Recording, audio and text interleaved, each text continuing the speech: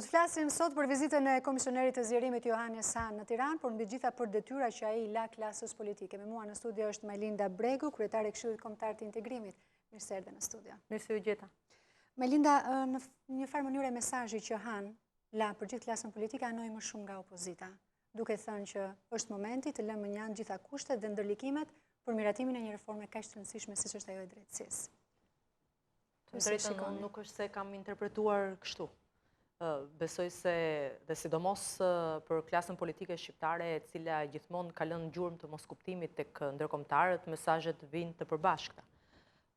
Është vërtet që herë mbas here ne dëgjojmë mesazhe dhe ju dëgjoni mesazhe për të cilat bëni interpretimet tuaja, por në fundit detyrimet, sidomos në procesin e integrimit, janë detyrimet të cilat qeveria duhet i realizojë dhe t'i plotësojë me anë të reformave që merr përsipër. Dhe opozita, parlamenti, ka detyrën që ti mbikëqyrë ato. Kur vjen puna për reforma madhore dhe reforma të rëndësishme të cilat nuk ndodhin çdo ditë dhe nuk janë pjesë e atyre ligjeve që mund të konsumojnë debat të pashtershëm mes nesh çdo ditë, ka vend për mesazh për të gjitha palët. Dhe unë besoj se mesazhi më i mirë që komisioneri ka përcjellë sot në takim është se edhe sikur reforma në drejtësi miratohet, Bashkimi Evropian do të kontrolloj apo do të vëzhgoj në mënyrë të theksuar implementimin e saj. Se zgjedhjet e lira dhe të ndershme janë një standard demokratik i cili duhet vlerësuar dhe do të jetë kyç dhe për hapjen e negociatave. Se vendimet e gjykatave dhe gjykatës kushtetuese duhet të zbatohen nga të gjitha palët pa i diskutuar ato. Këto besoj janë mesazhet më të rëndësishme që janë përcjellë sot në tryezë. Dhe që sigurisht, duke përsëritur edhe një herë, atë mesazh që kanë përsëritur të gjithë zyrtarët e lartë të Bashkimit Evropian dhe jo vetëm se reforma në drejtësi është kryefjala për të gjitha reformat e tjera. Sepse vetëm me një drejtësi me të vërtet pavarur, me profesionistë vërtet sistemit drejtësi, me një drejtësi që ofron drejtësi për të gjithë në mënyrë të barabartë, atëherë dhe lufta kundër korrupsionit është më e mundur, dhe lufta kundër krimit e organizuar sigurisht që mund të marrë hovë, dhe respektimi i administratës publike, dhe këto janë prioritetet e Bashkimit Evropian që i ka vënë përpara Shqipërisë, pra 5 prioritetet është i garantuar dhe sigurisht nuk mund të ketë dënim të drejtave të njerëzit, sepse në rastin që ndodhen ka një gjykatë pavarur e cila do të gjykojë çështjet. Pra, themi sa themi, bëjmë ç'bëjmë, prap kthehemi të gjithë bashkë tek kryefjala që është reforma në drejtësi. Palën me një anë sigurisht të detyrimet e tjera të cilat janë të rëndësishme, por që në një hierarki është reforma në drejtësi e para, pavarësisht se nuk është listuar e para në 5 prioritetet, dhe pastaj zbatimi i gjithë detyrimeve të tjera rrjedh nga një drejtësi e pavarur dhe një drejtësi e cila të jetë profesioniste. Ajo që thoni është absolutisht e drejtë që shkojmë ku shkojmë do të jemi bashkë, por në fakt janë të ndarë momentalisht dhe opozita ka vënë kushte. Kjo është edhe situata ku dhe vetë komisioneri e gjeti klasën politike shqiptare dhe sot gjatë gjithë ditës ka pasur përplasje të ashpra mes palëve, veçanërisht Halimi i cili akuzoi Ramën se ka gënyer Hahn, veçanërisht për të drejtuar gjykatës kushtetuese për mandatet e dy deputetëve socialistë. Me interpretimin, fakt ka qenë një deklaratë që është zhvilluar në momentin që ne kishim takimet e tjera dhe unë e kam ndjekur ndërmjet jush, pra ndërmjet medias, dhe që ka të bëjë me qëndrimin i cili për mua është një qëndrim shumë korrekt, vendimet e gjykatës kushtetuese dhe sidomos kur bëhet fjalë për një interpretim të kushtetutës, sikurse ishte rasti i përcjelljes së çështjes që ka bërë Partia Demokratike në gjykatë kushtetuese për mandatin e Koçokogdhimës. Nuk mund të interpretohen më kur vetë gjykata kushtetuese e ka bërë një interpretim të kushtetutës. Pra, ne mund vazhdojmë dhe të tërhollim sa duam pjesën e interpretimit apo të gjejmë gjithmonë yçkla për të mos zbatuar një vendim, por kjo nuk na çon askund, sepse në fundit nëse ndahemi apo nëse duam të bashkohemi, nuk është qëllim primar marrja vesh ndërmjet nesh me njëri tjetrin për gjitha ngjarjet politike apo për reformat të cilat duhet ndërmarrë një qeveri. Por në rast se nuk merremi vesh edhe për pjesën ku ligji duhet dominojë mbi të gjitha dhe të mbizotërojë mbi të gjitha veprimet e tjera politike, atëherë sigurisht ndasia është shumë e madhe dhe këtu nuk ka zyrtar europian apo ndërkombëtar që të vijë dhe ta binte palën shqiptare. Qoftë në një tryezë apo qoftë në 3-4 tryeza të ndryshme. Në rast se nuk ka besim të ndërsjellë mes palëve. Dhe ky besim nuk sigurohet sepse njëra palë konsideron veten më të arrirë apo më të plotë se pala tjetër, apo pala tjetër e konsideron kundërshtarin më të keq. Arrihet duke zbatuar ligjshmërinë, kushtetutën dhe duke respektuar institucionet e vendit. Kaq. E tillë është politika në çdo vend të botës. Nuk ka dashuri ndërmjet palëve kundërshtare në politikë. Çdo palë që është në opozitë do të bëjë përpjekjet e saj për të përmbysur atë që është në pushtet. Problemi është që standardet kryesore për të mos cënuar të drejtat e qytetarëve të jenë ligji, kushtetuta, ato standarde që janë ndërkombëtare, demokratike dhe e përsëris edhe njëherë respektimi i institucioneve, apo ajo që u përsërit edhe sot në takim, respektimi i ndarjes së pushteteve, i cili ka qenë një problematik shumë e njohur në Shqipëri gjatë gjithë këtyre viteve, që t'jemi të vërtetë. Ndërkohë, si komentoni ftesën e kryeministrit Rama drejtuar liderit e opozitës për një tryezë politike për reformën e drejtësi? Dhe e bën kjo mazhorancën të vendoset në atë rolin pro-reformës dhe ndërkohë nxjerr opozitën nga ana tjetër? Unë nuk jam analisti pavarur që të komentoj ftesën e kryeministrit drejtuar kryetarit të opozitës, dhe nuk jam as kryetari i opozitës për t'i dhënë përgjigje, i takon kryetarit të opozitës, ftesa është drejtuar atij në mënyrë nominative për t'i dhënë përgjigje këtij propozimit të kryeministrit. Por besoj se reforma në drejtësi duhet kishte nisur pikërisht nga ai propozim që kryeministri ka bërë sot, pra nga një tryezë politike. Ka një gjë, nëse e vini re në gjithë artikulimin që ne kemi, jo vetëm ne, po themi Shqipëria në pjesën më të vogël, por sa herë që flasim për Europën, sa herë që flasim për shkarjen e Europës drejt largimit, le të themi, të vlerave mbi cilat është themeluar, gjithmonë gjuha shkon dhe artikulohet tek mungesa e pasionit politik dhe e strategjisë politike dhe vendimarrjes politike në Europë. Duke ja lënë në një farë mënyre fajin, po themi, megjithëse mbase nuk është faj, por duke ja lënë përgjegjësinë ekspertëve, apo teknokratëve, apo burokracisë evropiane. E njëjta qasje nuk kapset mos bledhe në rastin e reformës në drejtësi në Shqipëri. Ekspertët mund t'jenë ekspertët më të mirë, mund t'jenë ekspertë të lindur apo ata të shpikur, mund t'jenë ekspertë robot që mund të funksionojnë në mënyrë perfekte pas një inklinacion politik apo pas një mendim tjetër në kokë. Problemi është që ekspertët nuk kanë përgjegjësi politike. Përgjegjësinë politike për reforma e ka qeveria dhe përgjegjësinë politike e ka klasa politike. Ndaj do t'ishte mirë që gjithë ky proces i reformës në drejtësi kishte nisur pikërisht me një tryezë politike, për të vijuar pastaj më pas me përkthimin e një dakordësie, kompromisi politik nga ekspertët. Kjo do të kishte qenë ajo se si do të ishte zhvilluar në mënyrë normale. Megjithatë, ne sot jemi këtu. Ka një presion të shtuar nga gjithë ndërkombëtarët për votimin e reformës në drejtësi.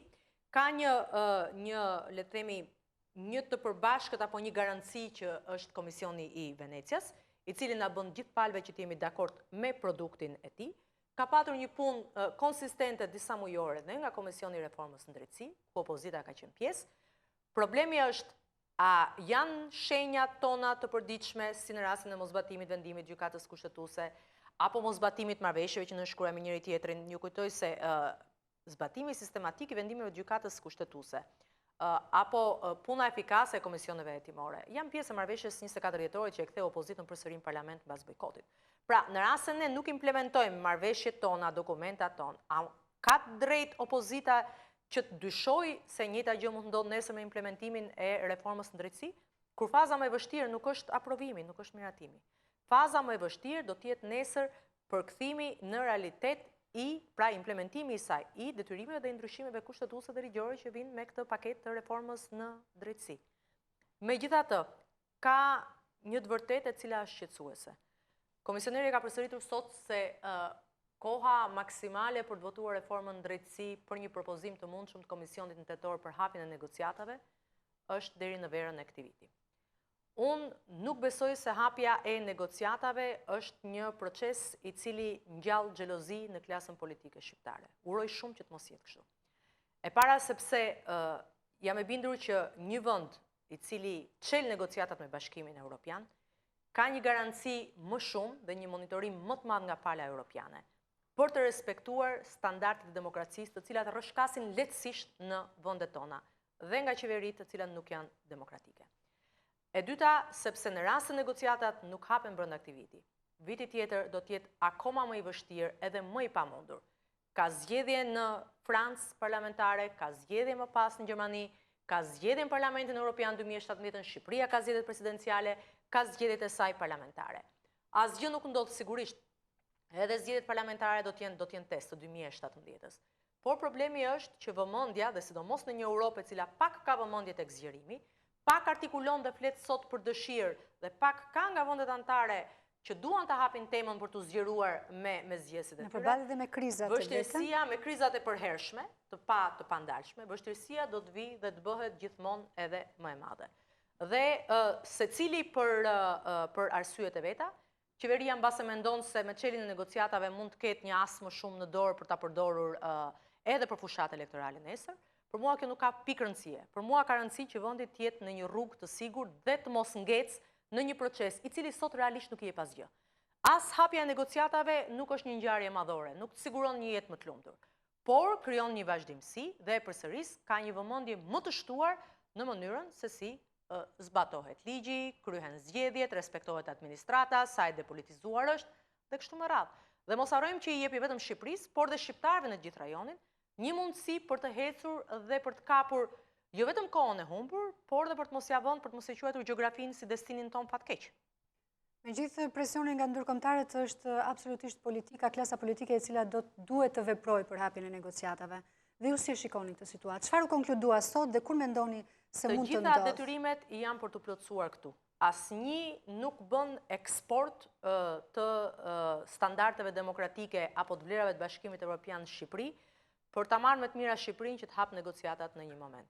Përgjegjësia është e jona, jo vetëm për reformën drejtësi, por për gjitha reformat e tjera, sikurse dhe për stabilitetin ekonomik të vendit, sikurse dhe për të luftuar papunësinë, sikurse dhe për të ulur numrin e krimeve të përditshme dhe jo vetëm krimeve të atyre që janë pjesë e krimit organizuar, sikurse për të luftuar trafiqet, sikurse për t'i dhënë mundësi qytetarëve shqiptarë që ta ndjejnë veten të barabartë në vendimarrje, mos ketë vendime të cilat merren pa u konsultuar. Gjitha këto janë përgjegjësi e jona, nuk janë përgjegjësi e palës europiane.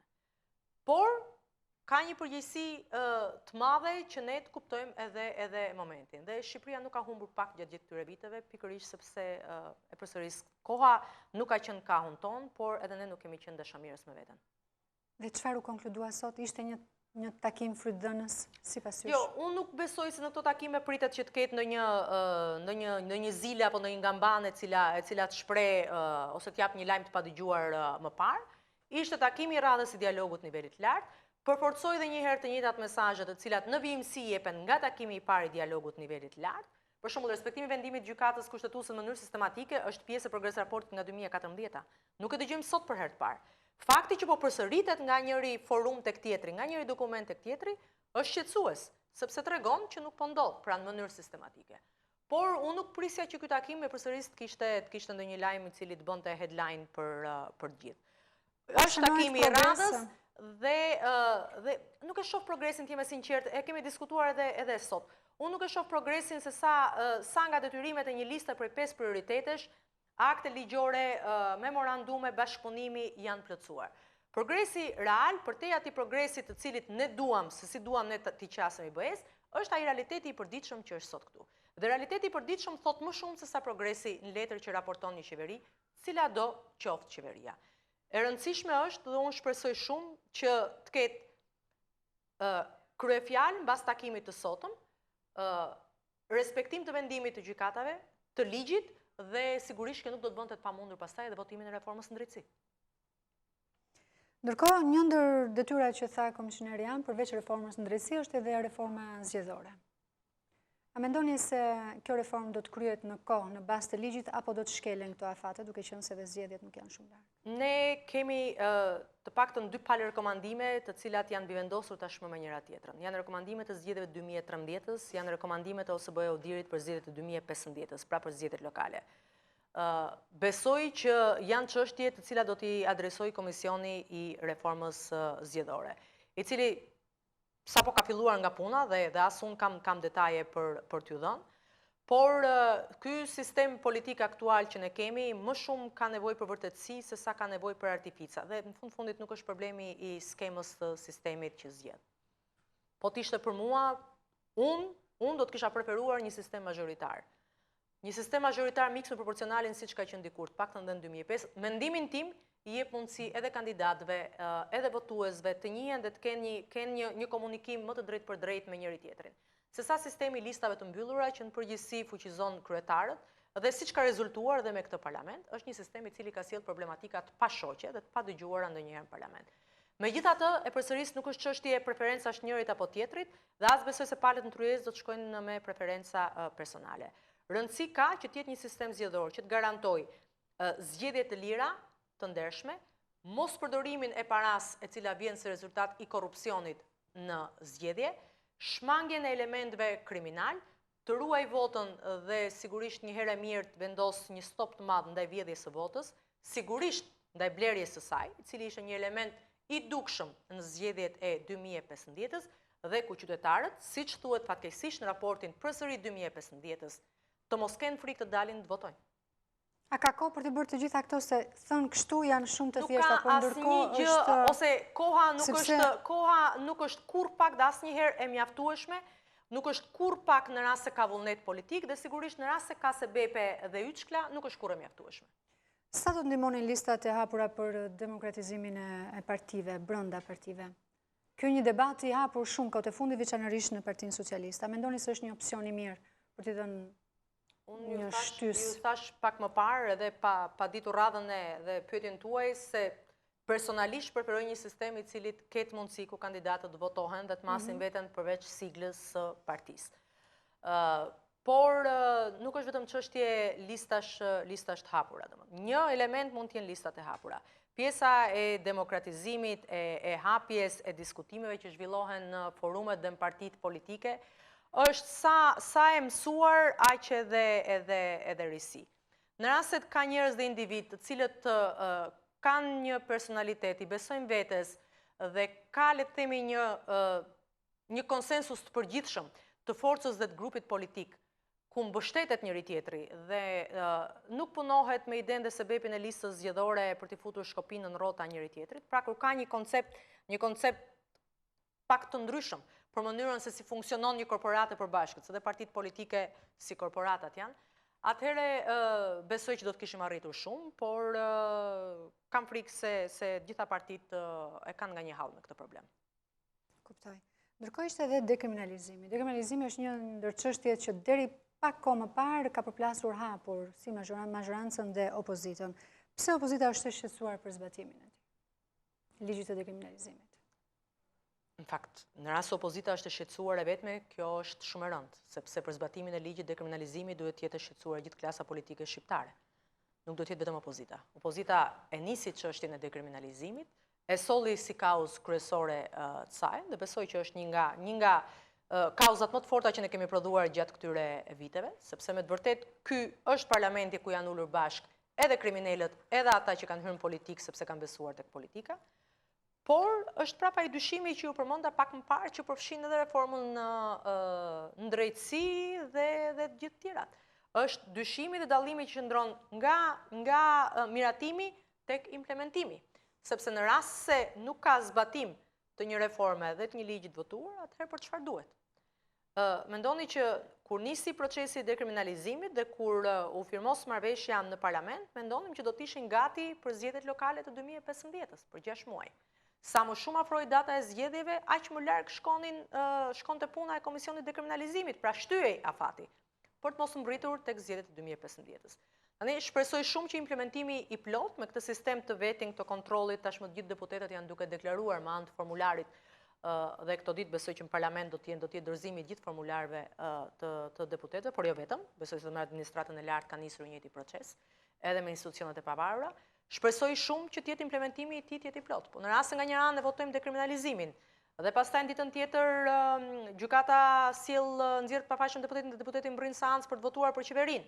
Atëherë gjitha gjasat janë që minimumi t'jesh cinik dhe pastaj sigurisht dyshimi të bën që të pengohesh dhe të krijosh një rrem më të madhe dhe për angazhimin në reforma të tjera. Presioni i shtuar i ndërkombëtarëve, siç e thatë edhe ju në fakt, për reformën në drejtësi tregon nevojën e domosdoshme të kësaj reforme. Pas këtij takimi, pas këtyre negociatave, pas diskutimeve që janë bërë edhe në mbledhjen e Këshillit, a mendoni se do të ketë një angazhim të shtuar të palëve, flas dhe të majorancës dhe të opozitës për të shtyrë procesin dhe për të patur një miratim të shpejtë të reformës, e cila më pas do t'i japte edhe rrugë dhe negociatave? Unë këtë nuk di t'ua them sot. Besoj shumë që reforma në drejtësi dhe e kam thënë edhe sot në takimin e nivelit lartë, të sjell ose është domosdoshme për të garantuar 3 elemente. Para për të garantuar një luftë të pa kompromis kundër krimit dhe korrupsionit. E dyta për t'i dhënë mundësinë një lloj përgjegjëshmërie trupës së gjyqtarëve, të prokurorëve, pra të sistemit drejtësisë, për të mbajtur një përgjegjëshmëri për vendimet e tyre dhe për të pasur një lloj përgjegjësie të shtuar dhe sigurisht profesionalizëm në atë që bëjnë. Dhe e treta, sepse do të na qartëson të gjithëve dhe do të ndante një herë mirë, do të na bënte të qartë se cilët janë oponentët apo kundërshtarët e vërtet politik të reformës në drejtësi. Këtë shpresoj unë që të ndodhë gjatë kësaj kohe. Nuk mund të bëj asnjë lloj parashikimi, përveç se të ripërsërisë edhe një herë angazhimin dhe qëndrimin, por njëkohësisht edhe interesin primar që ka opozita tek reforma në drejtësi. Si pala më interesuar për të parë të zbardhura dhe gjitha çështjet të cilat ngrehet çdo ditë, duke filluar nga ato korruptive deri tek përfshirja e politikës dhe lidhja e politikës me krimin, apo ato që thash pak më parë, abuzimin e pushtetit apo manipulimin e zgjedhjeve me anë të parave dhe blerjes votës. Megjithatë, gjithë ky ngërç i krijuar që prej fillimit për reformën në drejtësi, a tregon që e gjithë klasa pa dallim është e trembur nga kjo reformë, sipas jush? Dhe çfarë i trembet? Unë po t'isha shoqëria civile mund ta thosha këtë gjë. Unë nuk jam njëri apolitik dhe as jam jashtë politikës. Fakti që jeni njëri politik është... Për faktin, pikërisht pse jam njëri politik, me dhimbje vëre atë që ndodh çdo ditë, kur qytetarët i shkëputën dhe kanë krijuar një lloj apatie apo mosbesimi apatik tek politika. Por unë besoj dhe përsëris edhe një herë se angazhimi maksimal i klasës politike shihet tek rezultati. Por dhe një reformë drejtësi e cila tjetë pazar dhe të prishet nesër dhe të mos garantoj ato element të sigurisë, të pronësisë, ne do ta bëjmë reformën dhe për ne është reforma. Është për shqiptarët, nuk është reforma për të bindur vetëm për të bindur Bashkimin Evropian. Ky është një nga elementet për të hapur negociatat. Por për rëndësinë që ka reforma për Shqipërinë dhe shqiptarët është elementi më i parëndësishëm. Elementet e rëndësishëm janë pronësia, konsistenca, stabiliteti, sigurisht një kompromis për të patur një reformë e cila të sigurojë ndarjen dhe mos rëndesën, le të themi që politika gjithmonë ka ushtruar mbi gjyqësorin. Këto janë elementet që ta bënin reformën qëndrueshme. Dhe sigurisht dakordësia mes palëve, që është vetmja garanci që nesër në rastin e ndrimit të qeverive dhe të pushtetit, mos ketë edhe një herë ndryshime të tjera nga e para, prekjet kushtetutës apo ribërje të atyre që po ndodhin sot në proces. Këto janë element. Në rast se të gjitha elementet janë në fuqi. Dhe sigurisht, duke patur dhe një traditë, duke mos e patur mos saktë një traditë të respektimit të vendimit të gjykatave, por duke kërkuar ta implementojmë atë, këto mund të jenë shembuj të vetëm garancisë. Pastaj se çfarë ndodh nesër, unë këtu nuk e parashikoj dot. Do të më vinte shumë keq në rast se nuk do të kishte një rezultat pozitiv. Përsa ko ka patur një punë të qëndësishme edhe të gjithë kolegëve, por sigurisht dhe një kontribut plot të kolegëve tanë të Partisë Demokratike, një punë me muaj tërë të Komisionit Venecia, se cila ka pritur drafte, pyetje, kërshërira, sqarime nga gjitha palët politike shqiptare, kam rritur tashmë në një variant i cili është i dakordsuar për gjitha palët, dhe sigurisht do të më vinte shumë keq që të gjitha të shkonin si përpjekje të kota. Zonja Bregut, falenderoj që ishit në studio. Faleminderit.